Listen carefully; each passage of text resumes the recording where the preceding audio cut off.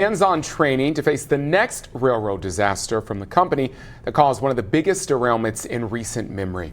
2 months after its massive train derailment in East Palestine, Ohio, Local 12's James Pilcher tells us Norfolk Southern is now looking farther down the tracks. Norfolk Southern has been training first responders on trains like this for years. But given the recent events in East Palestine, these training sessions have taken on added significance, and that includes Tuesday's session where dozens of area first responders came to learn about how to deal with trains. The Atlanta-based railroad offered 2 training sessions for firefighters and other first responders at its Simpson train yard in Queensgate. Any questions on any of these?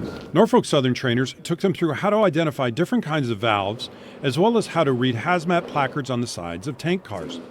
Railroad spokesman Connor Spielmaker says first responders get as much information in advance as possible on hazmat materials, including loading train-specific information on an app that can be accessed on the scene of an accident.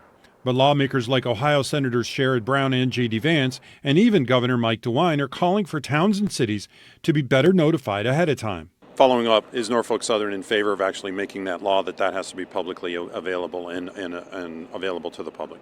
So we're working with first responders and obviously legislators and regulators to learn lessons from East Palestine, and what exactly all is going to come out of that at the end, I can't speak to right now.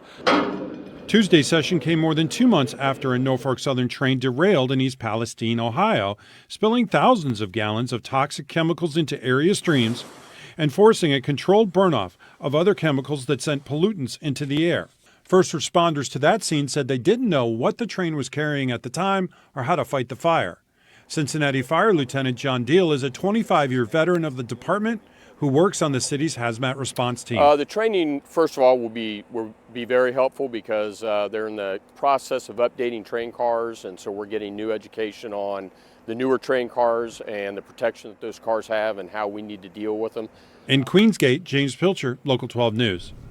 James reported in early March on Norfolk Southern's safety record locally. The 38 accidents the railroad reported on its Ohio tracks in 2021 was a 10-year high. The company also saw the number of hazmat cars damaged or derailed in the state rise dramatically in the last decade, including 26 just last year, according to federal stats.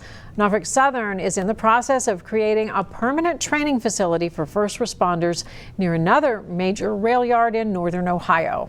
And we now